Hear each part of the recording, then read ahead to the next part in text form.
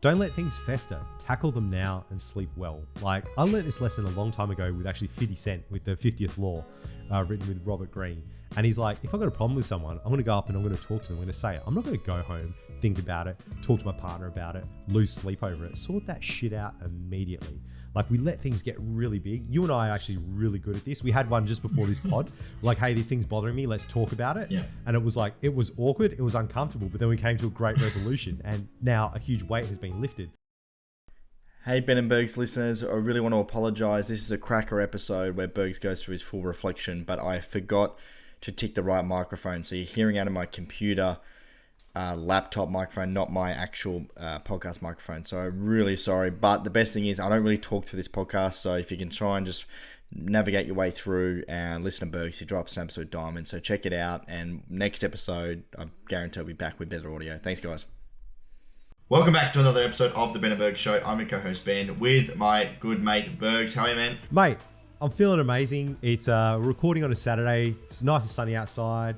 And it looks like you've got a massively sunburnt forehead, mate. Look at that dome. What's happened? I have a tomato dome. Above the nose is no good. Below the nose is good. Don't ask me why. Went to the races the other day. Sunscreen below my eyes and not above it. And just copped it. Absolutely copped it. I'm like, how did this happen? Like, you're not wearing a hat, great, but what about the rest of your face? Mate. Did you just forget you had a top of your head? Like, I don't know. I really don't know sometimes. But look, mate, I'll tell you what's not red, and that's Bitcoin. We have printed a few green sticks, mate. We're touching 21,000 USD for the first time in a long time. So really excited about that. But let's get into business, Bergs, because we had one of the most popular episodes last week. Was my 2022 reflection. If you want to check that out, it was the latest episode, how I turned my business and life around after nearly dying twice, Ben's brutal 2022. And this week we have Bergs doing his review. So Bergs, we had a heap of people reach out and say thanks for like those questions. I had a few mates that reached out and did their own reflection. Since last week's episode, Bergs has gone through all those questions and is today going to go through his 2022, what was the ups, downs, sideways, and what he's taking into 2023, mate. So I'm going to handle over to you to... Mate, and these questions were cracking. I ended up writing like over 10 pages of stuff. Holy Granted, shit. they're like, diary-sized pages, so they're not massive. But man, these questions are cracking. So we'll run through it. Question 1, what are your top business, personal, and family highlights from 2022? Question 2, what are your lowlights from 2022? Number 3, what are the new people that came into your life and how did it change you? 4, what moved out of your life and what impact did it have? 5, what have you changed in the past year? Man, these are some probing questions. Like, they seem really Deep, innocent, dude. but they are deep. Yeah. They are deep. 6, what are the lessons you've learned in 2022 that you're bringing forward with you? 7, what wisdom do you take into 2023? And I like that because it's kind of the same question and you have to think again on it. So you go deeper. Brilliant tactics. 8, what things will definitely change in 2023? 9, this is my favorite one. What is your fantasy story for the end of 2023? What do you want your life to look like? 10, what is your reward for achieving your goals? And I added a couple of other questions. What are your battery chargers and what are your battery drainers? So, mate, are you ready to get into it? Let's go. Let's hit it. All right. Personal highlights 2022.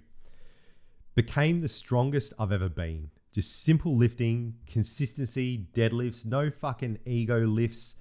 And even going backwards to go forwards. Like, I had a little niggling thing that could have become an injury. I'm like, nah, just drop the weights right down. And then over the next series of weeks, work my way back up. Just executing, just putting those pearls on the string, mate. And I was so proud of myself for doing that. It was a big highlight for me, big mental shift.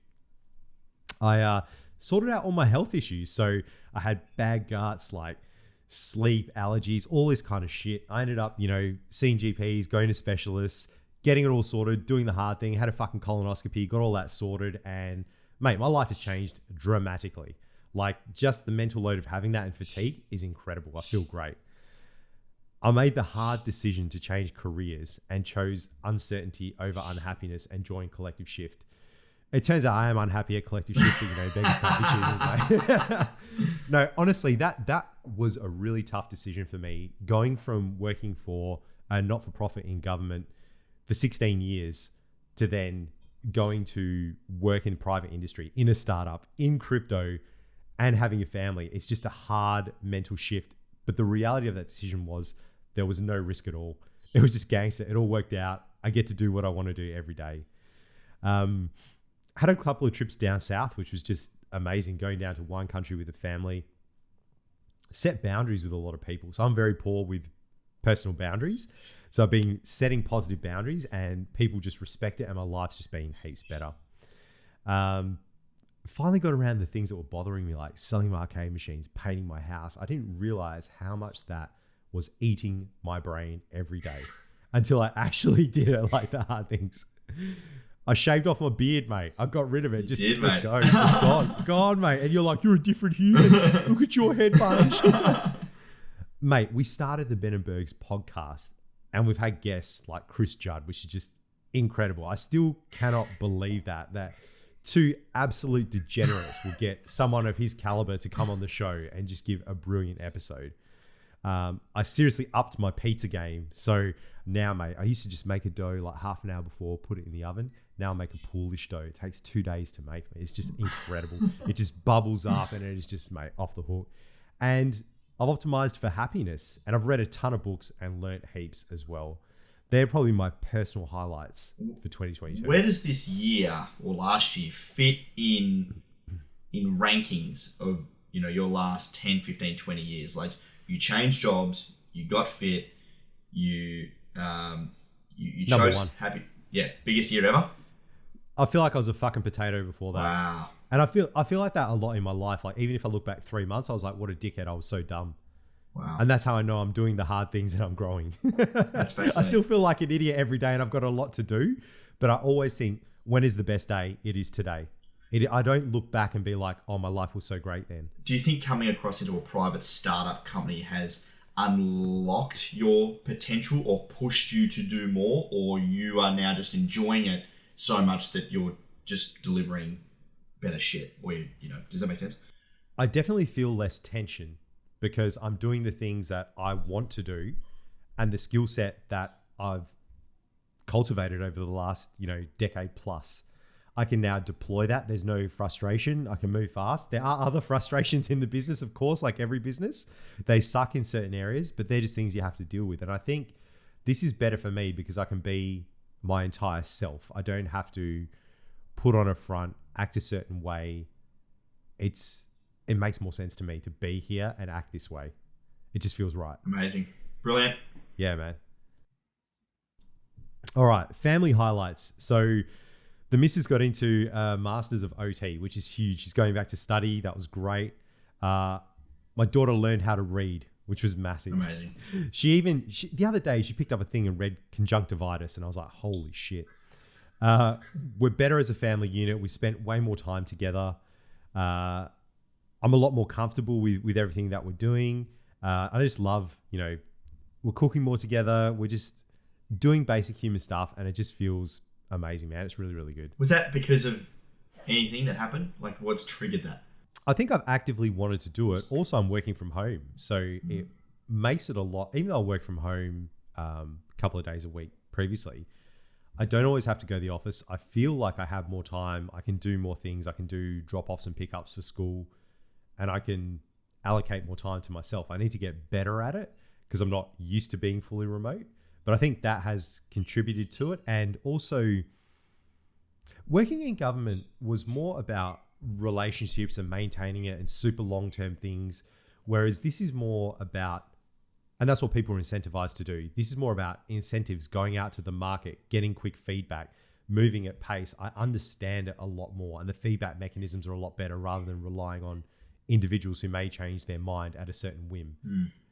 It's more market dynamics. And I think also you and I are more aligned, and that just makes it really, really easy to run a business.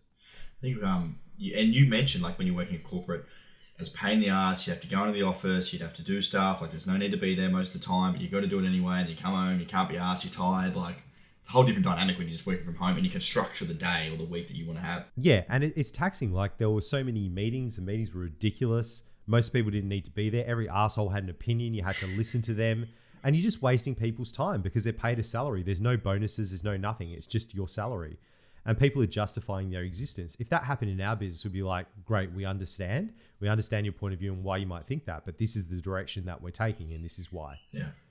You know, and you couldn't do that in the previous workplace, and just meetings on meetings, it was just ridiculous. Now I can be like, I'm way more efficient and effective. We have more efficient meetings. We have less meetings, but they are bang on. Everyone knows what they need to do.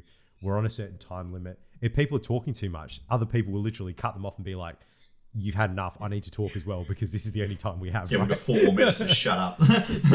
Exactly.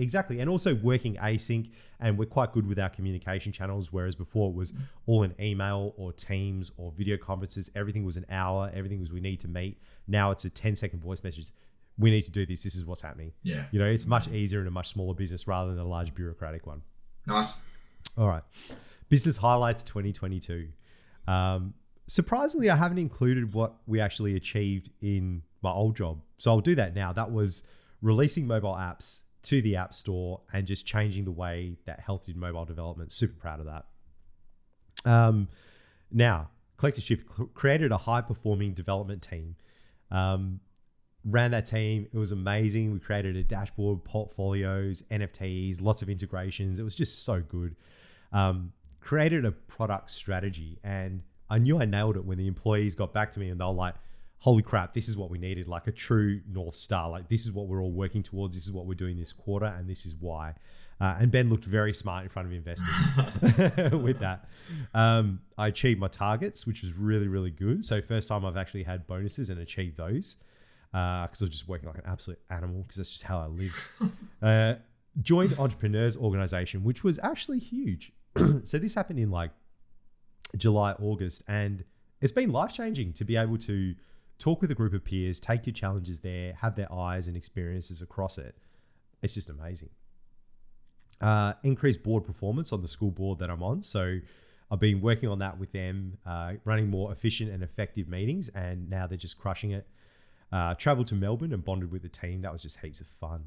Got into Demio with the work lads. If you got an Oculus, just get into Demio. It's great. Nerd up. I didn't take any shit, so I was 100% me. I didn't have to put on a front or whatever the fuck. I talk how I talk. This is how I am in real life. This is how I talk in the business. I didn't hold back on the memes channel. It's just who I was. I didn't have to be like, oh, is this going to happen with this person? Like, obviously, I'm not an asshole and I consider other people's feelings, but I could just be more myself. And the culture of Collective Shift and just crypto in general suits me more, where it's business, finance, investing, but there's also irreverence and shit posting, which I just love. We smashed the NFT Web3 integration, which is just huge. Like, we're eating our own dog food. We now have Web3 integration on our site. I jumped on a couple of investor calls with you, which was great. I was dog tired, but we did it anyway. And just to see that side of things, that's a very new experience for me, and I quite enjoyed it. I'm doing this Collective Shift podcast as well as the Ben and Bergs podcast, right? So it's like, that's really good. We signed a great deal with a company. I don't know if we talked about it publicly yet, but that was fantastic. Maybe we'll go through that next week. That was huge. We had an amazing strategy week in Melbourne. I got dev and marketing to talk together and created like a high performing team between them. We got through all the blockers there, and I'm proud of that one. Went from a 1 to 3 product company. Managed a couple of crises. One was like, I was there for like a couple of weeks and our site just went down, and like the provider deleted all our backups and told us it was our problem, which is just ridiculous, right? And doing like fancy things like using fancy tools, doing A/B testing. Like, it's epic, man. Like, being able to use really awesome cloud tools and being able to go through data, get market feedback and create great products is just what I'm about. Feels like you were screaming out for that in your old job, and now you've kind of got a role where you can explore that, do different things, test those skills that you probably had but weren't fully utilized. Exactly. Like, we weren't allowed to install any of those tools. It was a big, like, security was just the arbiter of, no, you're not allowed to do this. You're not allowed to look at it this way. We had to break through so many barriers and do, like, you know, backdoor roundabout kind of stuff in order to get things done. It was just crazy. Now I'm like, I want to install that tool. I need that feedback. This is how much it's going to cost. This is the expected return. Go and do it. And what's your advice or takeaway for anybody that's like sitting in a corporate job that where you were, that may be thinking of trying to start a new thing or working for a startup that's probably in a comfy, well-paid position that thinks they can do more but not really being fully utilized? Like, what is the thought process for them to follow the path that you've taken? I would say fuck the money go after fulfillment. Like, that is the thing. You think you need the money, but how much do you really need? And do you need something else like fulfillment instead of more cash? And that's what it was for me, where I wanted to, my day to day, I wanted it to be awesome, not feel like I've got, it's like you're a fucking race car, mate. And you want to race, but you're not allowed on the track. You just got to drive in a 50 zone. And it's good and it's great and they pay you a lot of money. But why have you done all this training? Why do you feel like there's something inside you that you can just unleash and be amazing? Even if you don't succeed, that's okay, but you at least have to try. And I wouldn't say it's one or the other. It wasn't that for me. It's not like I have to leave and I have to replace my salary or I can only do this. While I was working, I was consulting with you guys. So I either consulted on weekends or at nights, or I would take time off for my job, like a couple of days a week, or take some annual leave and do a chunk and work with you guys in collective shift. And that's how I knew this is where I wanted to be. Like when I was at my other job, all I was thinking about was working a collective shift. That's what I wanted to do, right? So I knew that was the choice for me. It's not an all or nothing. I would say at least try it and see. You could even take your annual leave. You could take a month off and go and work for another company if your contract allows it, or contract to them, or create your own business. You can do it in a day and consult to them and see what that life is really like. Get a taste of it. And this goes for like houses and big things as well. People are like, I want the big house, I want the Bugatti, I want this, or whatever it is. Okay, maybe you think you want that, but go and hire that big house for a month. Pay your 10 grand, 20 grand, whatever it costs a month. See what it's actually like when you're living it. Do you actually want that thing? People go out and buy Lamborghinis, 300 grand, 400 grand, 500 grand. And they get it and they're like, oh, this is amazing. And then they realize, I can't fucking drive it anywhere. Why did I buy this stupid car? Go and hire it for a week and see if it suits you. Try the clothes on before you buy them. That's my advice to those people. Nice, man. That's good. Good advice. Yeah. Lowlights 2022. I got sick a lot. So at the start of the year, I did have those stomach issues. When I came back from Melbourne, fuck me, mate. I got Campylobacter. Oh, mate. So people don't know what Campylobacter is. It's like one of the worst food poisonings you can get. I was literally in bed for days and I had really high temperatures and I had the backdoor trots, mate. And this is just not a usual kind of, I got the runs. You got it as well. I got it as well. I don't think I got it as bad as you. I was in bed for a couple of days, but I was no good. I think, I remember it was terrible. And like literally, like normally you got a fever, you're in bed. When I had the chills, my bones were hurting. It was like, ooh, like it was ridiculous. And it was like, I'm going to say it because this is what it was like. This is gross, but you know how normally you have food poisoning? Yeah, you get the trots. This was like having bowel prep, like going to the toilet so much. Yeah. And it was like something is very, very wrong. Like this is full on. Thankfully, I didn't have the vomiting or anything, but yeah, I did a test and I had Campylobacter. It's like, woof. But I managed to avoid antibiotics and just recovered from it. But that was full on, man. It was comparative to when I was in Dubai and like accidentally had like 6 laxatives. Yeah. So it was literally like, it was at the point where you just like, I need to go to hospital. Like this is pretty bad. So like on the line to like Health Direct, talking to them, and I was just like, oh my God. So moral of the story, don't eat anything in Melbourne.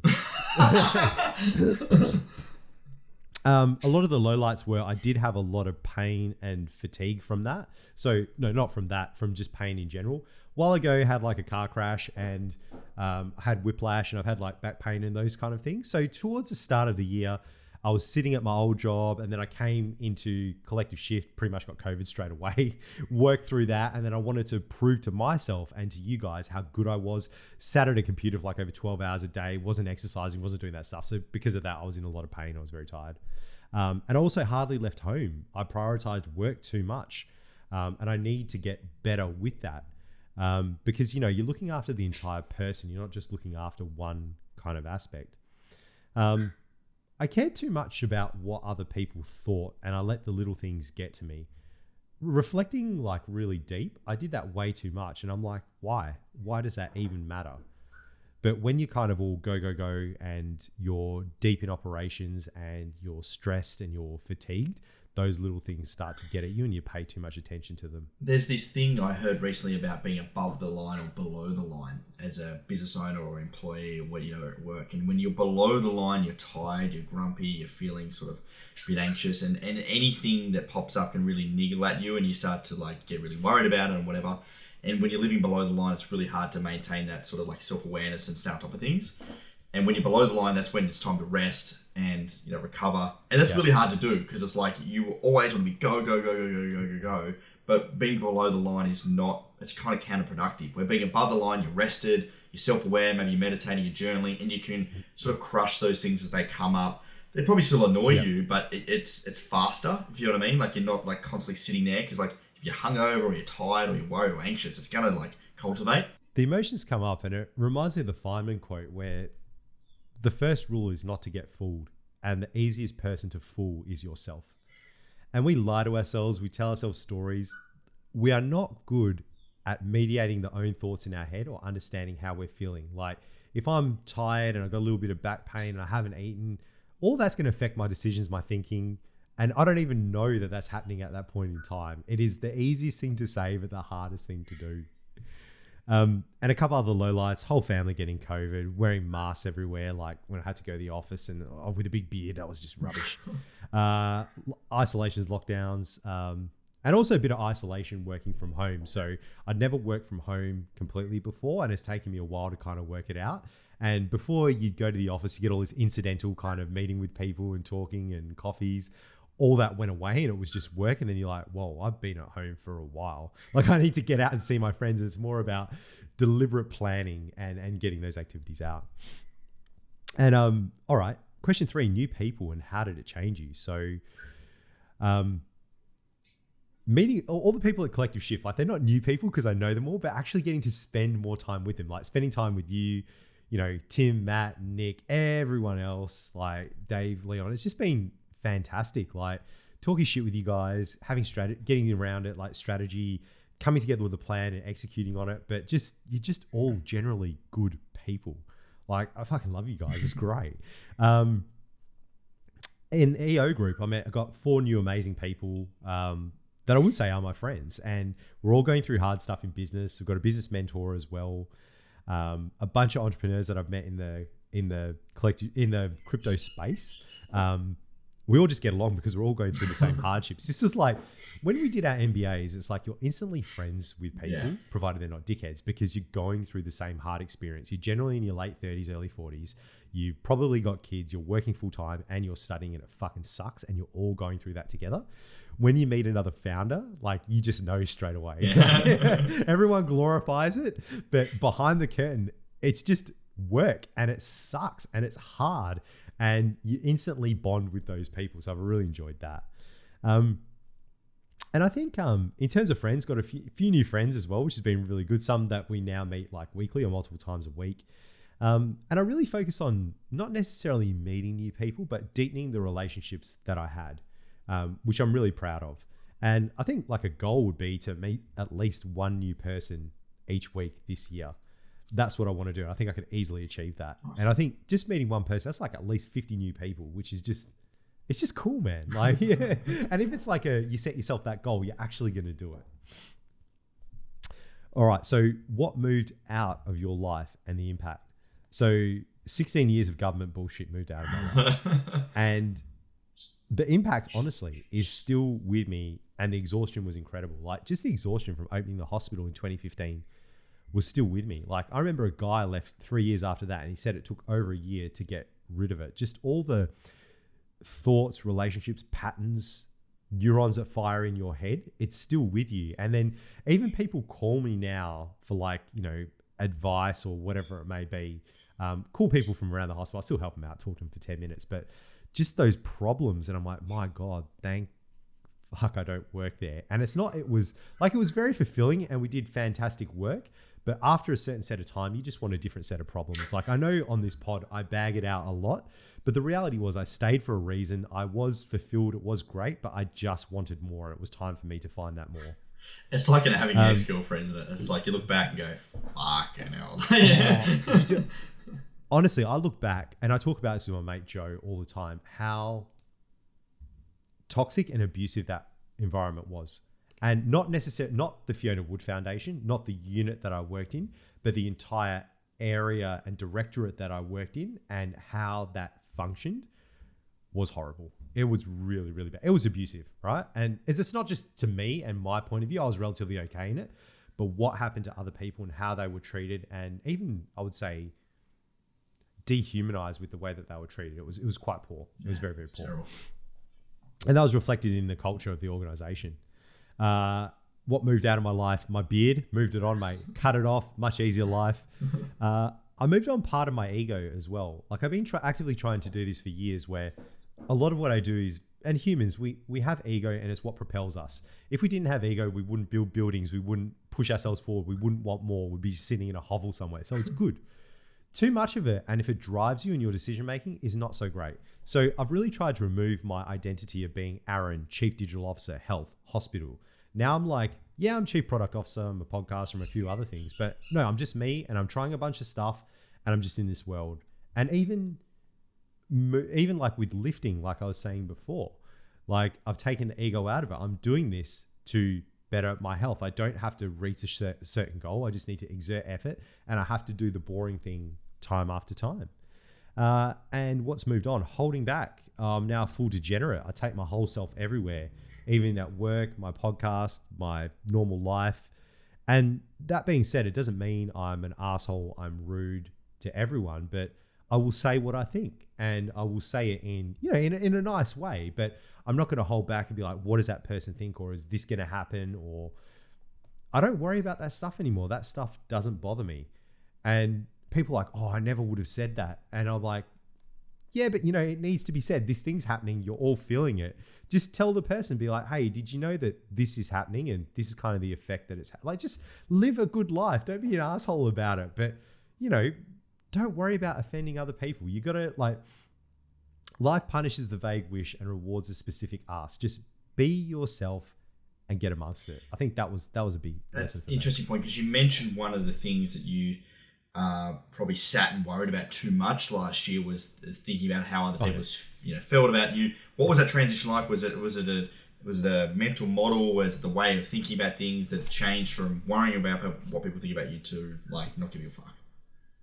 Yeah, I think in general terms, and this will come up later on, is I worry too much. I think too much. It's too deep a thought. I think 5, 6, 7, 8, 9, 10 steps ahead. And that's not the way to be. And I think I read a book called How to Stop Worrying and Start Living. This is by Dale Carnegie. And this book is incredible. We'll put a link in the show notes. And it literally, my main stressors and worries, it teaches you how to create a worry plan. So think like I was worried about my health. I literally wrote down a worry plan like, Aaron, how are you feeling? Do you need to do this? Do you need to call a GP? Is this just in your head? Is it this? Is it that? And I can go and I can read it. So like outsourcing those things. Worrying about what other people think, I started to look at people and just realized everyone is awkward, right? Everyone's feeling, or the world only exists in your head. Everyone's feeling the same things that I feel. And this was actually realized this through guided meditation through Headspace. Like you think you're alone, you're only feeling this, but everyone's feeling it.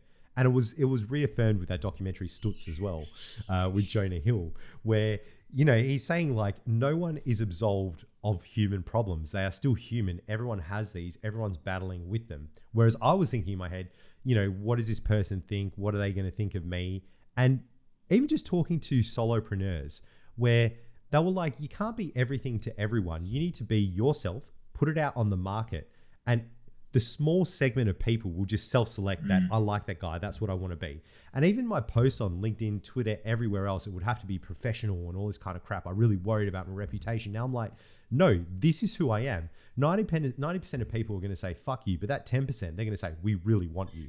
We want you to do this. And that's what I want. It's a relatability, right? It's like you're not the Instagram model. You're the fucking real guy that people can relate to. You've got problems like everyone else. Like we're all fucking, very imperfect. It's just time to be relatable and create a connection. 100%. And it's tough to do at first. It's tough to put yourself out there. But once you do, you feel so free and you realize that 90% of people don't have to like you, but that 10% that absolutely love you, that's way better than just having those mediocre fair weather friends and followers, colleagues, that kind of stuff. And it's fascinating too. Like I think maybe because you and I throw shit at each other so much, or maybe because I was a basketball referee for 8 years and just absolutely copped it for a long time. But like, you cop it on Twitter, people take the piss out of you, like there's trolls. But it's like, you're going somewhere when you get that sort of reaction, right? Because you're being vulnerable, you're being open. You're like, people take the piss out of you. It's like, that means you're not being Mr. Perfectionist. You're being relatable, and there's that niche of people that listen and go, fuck, like I feel that way too. Like I want to listen to this guy, right?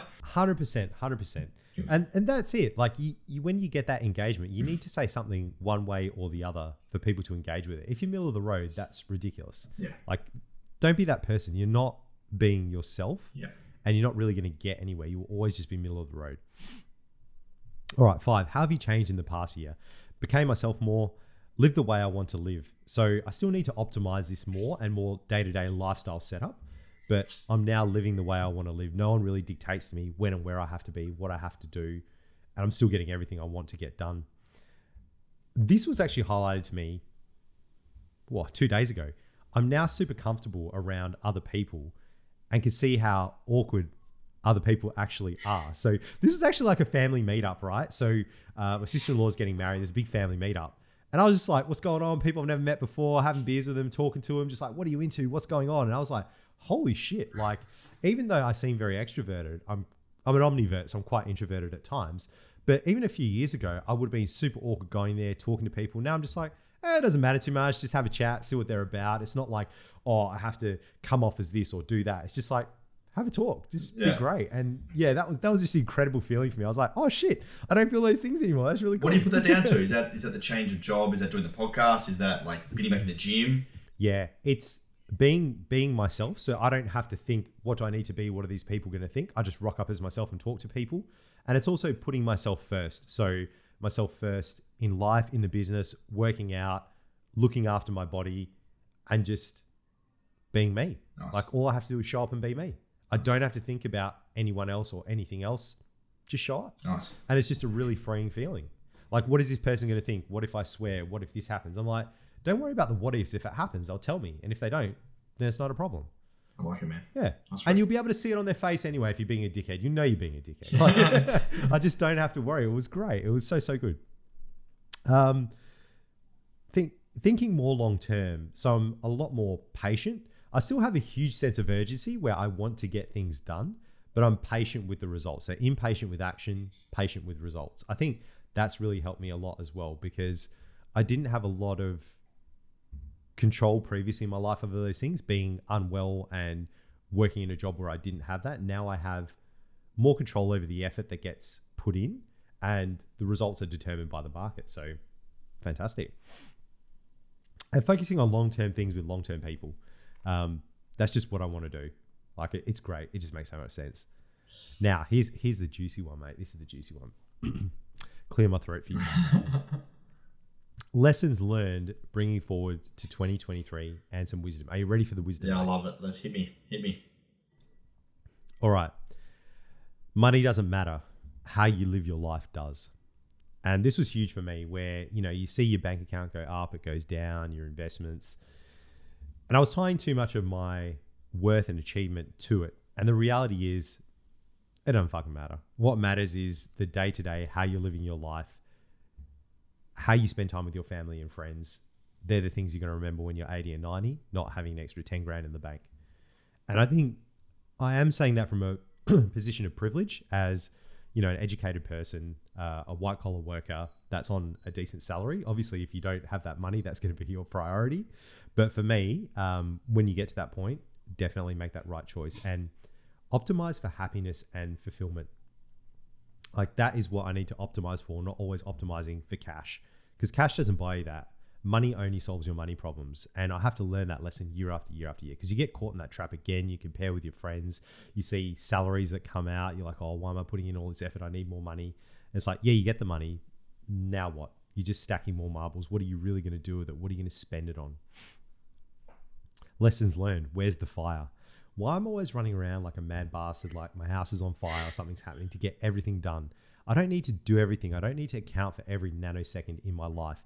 Sometimes it's okay to chill or just read or not set your hair on fire at work. You can do, you can achieve a lot. You don't have to push yourself to the extreme. Don't worry. You'll figure it out. If you worry, you suffer twice. That book I mentioned, How to Stop Worrying and Start Living, create a worry plan. That really just was amazing for me. And there's even a technique, like a mental model that I have from that. And it's like, think about this event that's going to happen and that you're worried about. And you take 3 steps. Number one, detail the worst case scenario of that event. What is going to happen? What is a worst case scenario in your head? Write it down. Number two, can you accept if that thing happens? So if you have no control and that thing happens, can you accept it? Number three, great, you've accepted it. What can you now actively do to work towards that outcome you want and that thing not happening? And just walking through that framework is so good. It is so good. It's helped me so much. So that was huge. Most people don't have good attention spans. So I've noticed this again and again. The society we're going towards, people just don't, like, we're very fidgety, and this includes myself, where we want that dopamine hit. And even like, man, I play Apex with one of my mates, and it's like we're on Discord in between games. And I'll be talking to him, there'll be no response, and he'd be like on his phone. I'm like, bro, it's like 20 seconds. Do you have to be on your phone? It's like all these little things. And like, I've noticed in my life, how much am I picking up my phone? How much attention am I giving it?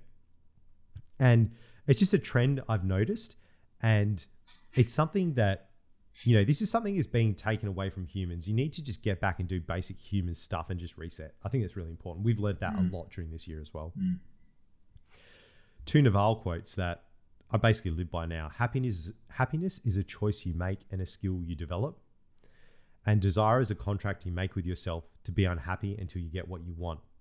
And I've added, even then, was it a good trade? So the first one, people want to be happy. You can be happy. That's just a choice. So you say, I want to be happy. You can, like, default humans are just happy. If you get rid of all the bullshit, all the ego, all the stuff you have to do, you'll be happy. But that's a choice. But then you have to work on it every day. You have to go, all the choices I'm making, the things I'm doing in my life, what am I desiring? What am I sacrificing? Am I optimizing for happiness? Is it a good trade? You have to stay on top of it. It's like fitness. You just have to keep going. All you have, this is an Ice Cube quote, all you have are your balls and your health. So at the end of the day, nothing else matters apart from who you are and are you healthy. Money will come and go. Friends will come and go. Relationships will change. But you need to look after that. And really, the healthy man wants 1,000 things and the sick man wants only one. So look after your fucking health. That is a lesson I need to learn day after day after day. Because, you know, I look after it for a while, I get good, I start looking fit, and then I reward myself with beers and food, and it just goes downhill. And I don't sleep, and it's just silly. Big lesson for me. Amateurs do what they love. Professionals love what they do. I think that's definitely for you and I. Like, yeah, I love the crypto space, but I've fallen in love with what I do at Collective Shift. Like, I love it. I love to do it every day. That's the true mark of a professional. Don't let things fester. Tackle them now and sleep well. Like, I learned this lesson a long time ago with actually 50 Cent with the 50th Law, written with Robert Greene. And he's like, if I've got a problem with someone, I'm going to go up and I'm going to talk to them. I'm going to say it. I'm not going to go home, think about it, talk to my partner about it, lose sleep over it. Sort that shit out immediately. Like, we let things get really big. You and I are actually really good at this. We had one just before this pod. Like, hey, this thing's bothering me. Let's talk about it. Yeah. And it was like, it was awkward. It was uncomfortable. But then we came to a great resolution. And now a huge weight has been lifted. I didn't realize how much it was bothering me. And then it was actually bothering you as well. And the thing I thought that was bothering me wasn't the thing. We actually talked through it and we found another thing. We're like, oh, that might be it. That's the thing. Yeah. And it just works. And my final one was proof of work and compounding are everything. I firmly believe that. That's a fair chunk of wisdom, mate. That's some deep reflections. Mate. So we've only got a couple more things to go through, and these are relatively, like, you know, easier. What things will definitely change in 2023? I will have a better relationship with my body. I'll be kinder to future Aaron. So at the moment, I try to account for things that are going to happen in the future, but future Aaron, I don't plan for him. I don't set rest breaks. I'm so shit at setting up things with my friends or going to a WeWork next week or doing whatever. I tend to wake up and do it spur of the moment. So I'm going to be kinder to future Aaron, or iron my clothes for the next day for future Aaron. So it's a bit easier, you know, not leave it all for the morning and be stressed. Exercise more, and it just increase incidental exercise. Like when I go to my mum's house, it's like within 40 minutes riding distance. So I can just ride there. Just do that. Just increase that incidental exercise. Eat well. Spend time like food shopping and prepping meals. I used to love it, but I haven't done that in a while and I need to do it more. You know, Uber Eats is convenient, but you're going to die. Don't do it. Start my weekly calendar with me first. So every week I do my calendar and I usually put in work and my wife, my daughter, things I have to do. Fuck that noise. I'm going to put in what I want to do and look after me first. It's literally, you're in an airplane, the mask comes down, you put it on yourself first, then you put it on other people. So I'm going to structure that. These are the things, these are my non-negotiables. And then I build work and everything else around that. Obviously, some things are not going to be negotiable, like you have to do a work thing or you have to do a pick up or drop off, but put me first every week. That's something I definitely want to do. Like, and it's things like going to the gym or having a coffee with a friend or having a chat with Ben, like those kind of things. Be consistent with the things that matter, even the boring things. Again, this is working out, meal prep, and it's freedom through discipline. That's what this is. Don't work myself into the ground. I'm very bad at this and I need someone to tell me to stop, or I get sick and my body tells me to stop. So I'm going to work on criteria to set. It's going to be a series of questions I'm going to ask myself every week and check in with myself and give myself a score. And that way I just immediately trigger, no, I need to go on leave or do less or do something else. That's what I told you last year, man. You would look like you've been hit by a truck. And I was like, mate, I was cool. So cool. It's like, mate, you need to take some time. Yeah, that's it. It's just like, it's hard how you can hyper focus and you can be singular, and that's crazy. Go to therapy more for maintenance. I haven't been to therapy for like a year or more, and I only go when like I'm struggling or an event has happened or something like that. I want to do regular, at least monthly maintenance just to work on myself. I think that'd be really good. All athletes need a tune-up, mate. All athletes have a basketball coach. They've got a gym coach. They've got experts helping them along the way, and like that's a big one. The highest performers have coaches, absolutely. Yeah. Be calmer and let less things affect me. All right. So I'll quickly go through my battery chargers and drainers, and you can call out anything you think are interesting. Battery chargers. These are things that fucking just get me amped and give me energy, son.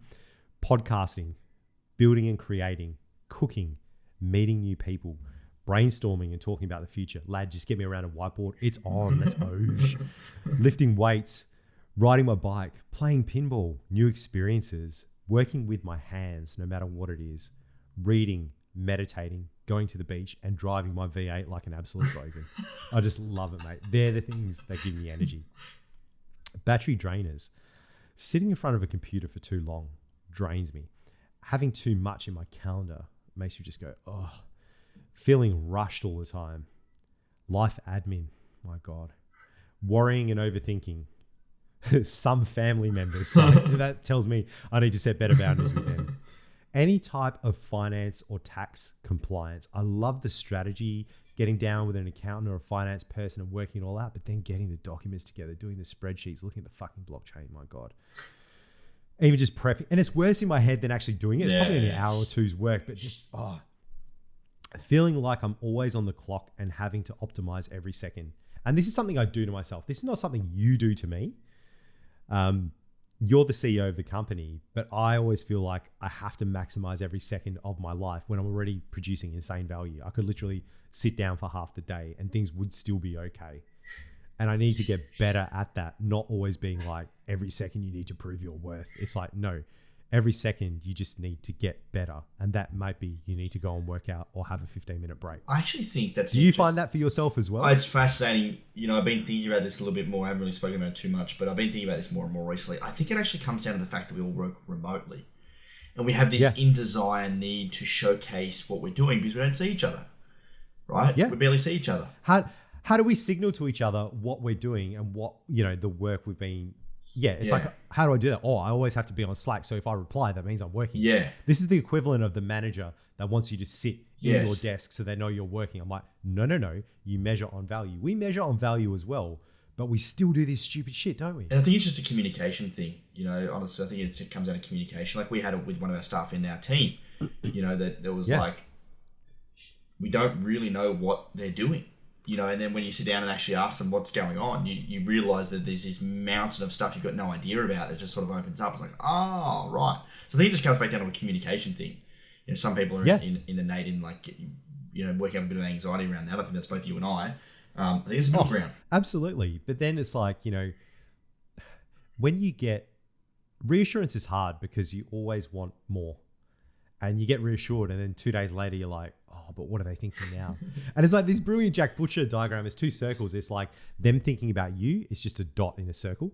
And then there's a fully shaded in circle. You can actually see it in the background just here. Yeah. It's like, you thinking about them, thinking about you. And it occupies your entire mind. We're such silly humans, mate. Oh my God. I think you're right though. It's just about checking in. And if you're feeling like that, communicate it. I was bad at doing that. That's actually one of the conversations Ben and I had before the pod. One of the conversations that was challenging me, and Ben was just like, well, "What the fuck?" And so, and then I'm like, "Oh well, can you communicate this to me, and then I'll communicate this way back to you, so that it works, right?" Yeah, it's crazy. All right, so this is the big one. We've got 2 left. We've got my fantasy story, and we've got our reward for achieving my goals. So, man, this was deep. My fantasy story for the end of 2023. Aaron is calm, he's fit, and in brackets looks good in a t-shirt, and can dunk a basketball ring. He is sleeping well, happy, and is pain-free. He doesn't feel rushed all the time and appreciates the little things in life. Most of life's inconveniences don't bother him at all. Ben and Bergs has a following of 2,000 true fans and has 10,000 downloads per week. So if we're doing 3 episodes, 3,000 by the end of the year. We've held a Ben and Bergs meetup and had the best time with degenerates like us. And we've had some cracking guests on the pod. Collective Shift is highly profitable and our staff size is relatively similar. We run the company how we want and have found profit market fit. I want to sell at least one non-Collective Shift related product on the internet because I just want to release something on Gumroad. I just have to do it. Like, it's a skill set that I'm just going to throw out there. Build my social media following, provided it isn't too draining, to 10,000 followers on Twitter, plus LinkedIn. I don't know what the LinkedIn number is, but I like LinkedIn. And I have spent a lot of time with my friends and family, eating, drinking, playing board games, and having a good time. I'll look back on this year and see it was the one year I put myself first. And that's my story. Fuck yeah, man. Dude, that is so similar, but in your own take to mine. Like, we have very similar goals for this year. That's really fascinating. That's awesome, man. It's incredible. And we should check in with each other like monthly, just outside of work, to see how we're going with this. I like it. I like the no rush piece. That's good. Oh, it just does my head in. Like, even if there's a few things in my calendar, I'm like, why? Like, why do I have to be there at this time, then quickly drive back and rush there and go here? I'm like, I just need to set up my life better. Like, yeah. But it's also feeling like I can't move those things when in reality, in most of those relationships, I have power and I can just do that. Yeah. But I feel like I'm letting people down, and that's a silly internal thing I need to work on. Yeah, I feel you, man.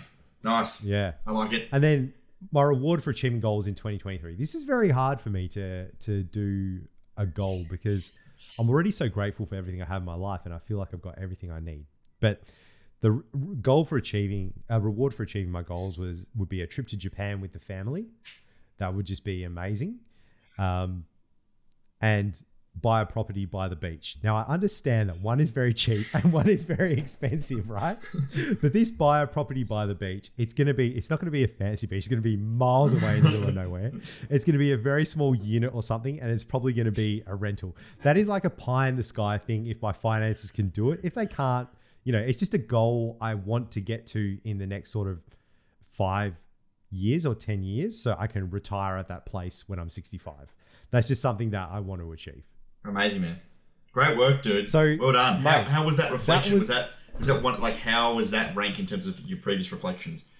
Have you done that sort of something? Oh, this before? was the deepest I've done, and it has been the best. And when I first started it, I was like, I have to do this for the pod. It's going to suck. 10 minutes into it, I was like, holy crap. I was sat down, looked up, it's been an hour, and I had to go do something else. And all I wanted to do was get back to that thing and do that thing because it was so rewarding. It got so many thoughts out of my head. It gave me a clear path. It helped me to understand what I was feeling and what was important to me. And I highly recommend that everyone does it. It's so fascinating. So my takeaway that I got out of the biggest takeaway out of what I got from my reflection was that what a fucking year we've just had. We've all worked super hard. It is okay to have a rest. That's what I got out of it.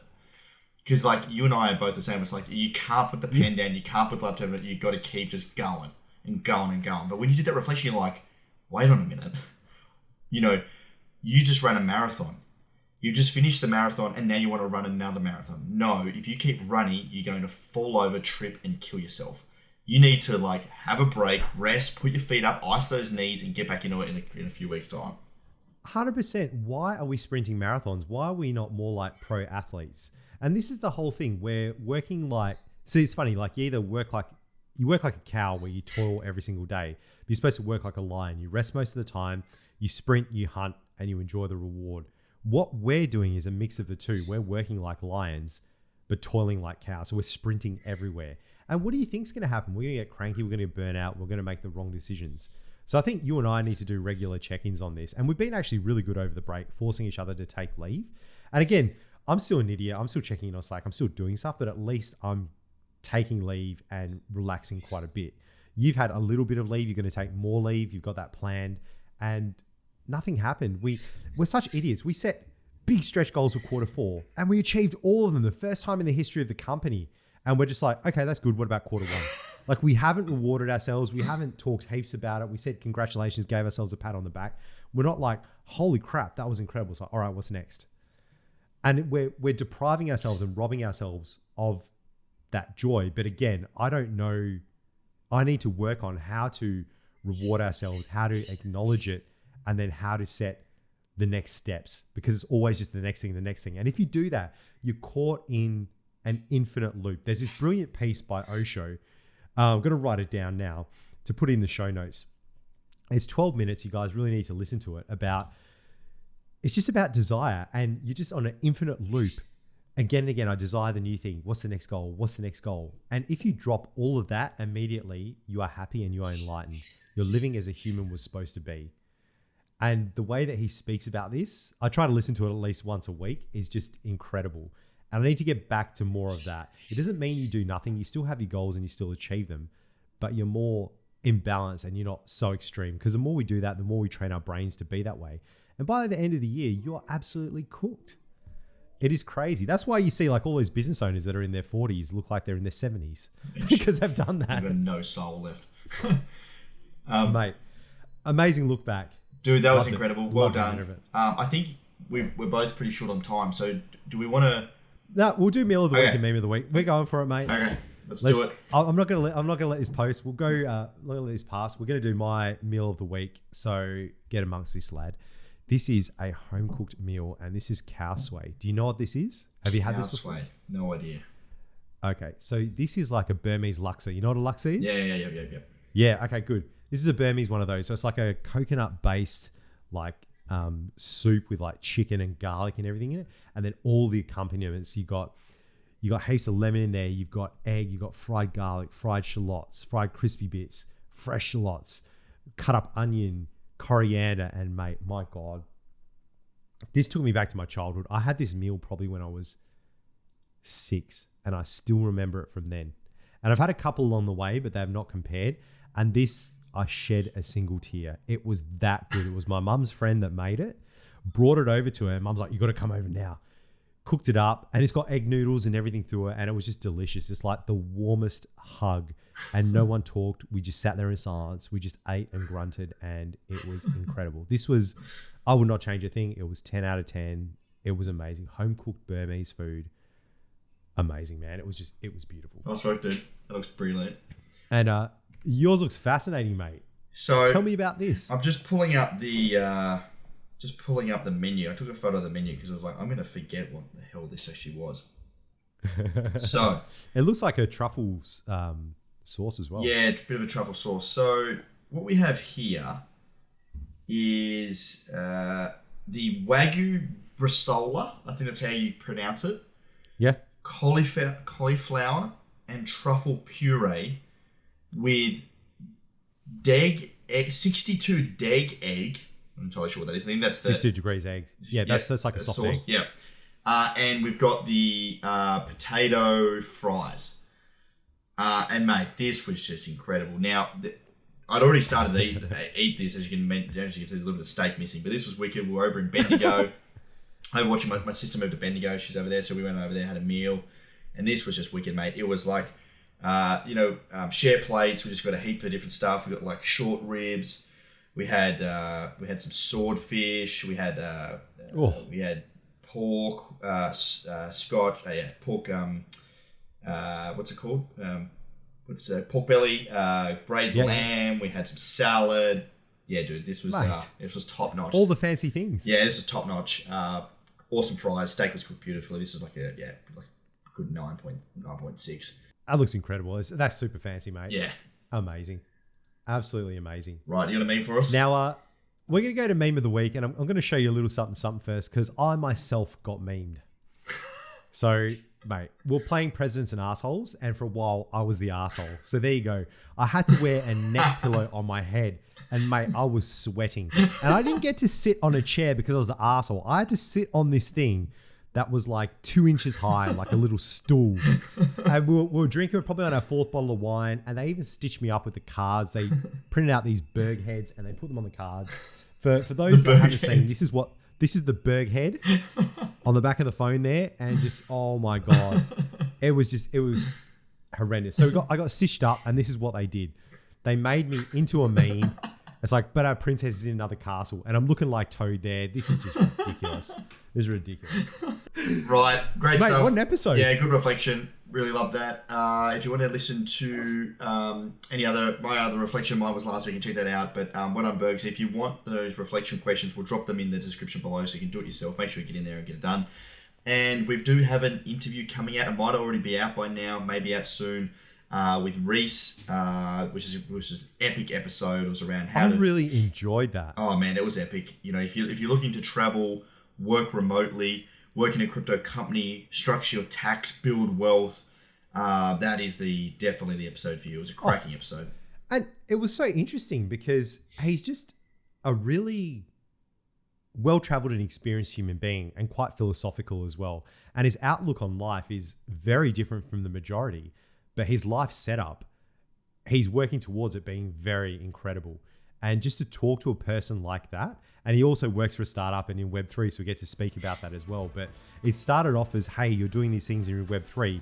And then the interview just pivoted to, wait, tell me about that. What's your philosophy on this? How have you structured it? Where do you live? Why do you do that? And where are you going? It was just amazing. I really enjoyed that conversation. It was 10 times better than I thought it was going to be. Yeah, top notch. So check that out. And as always, you can love to hear your feedback. Tweet at one of us, at BenSmithsonAU on Twitter, or at BabyBackBerg. Leave us a review, send it to a friend. We'd love for your feedback, and we'll see you next time. Thanks, champions.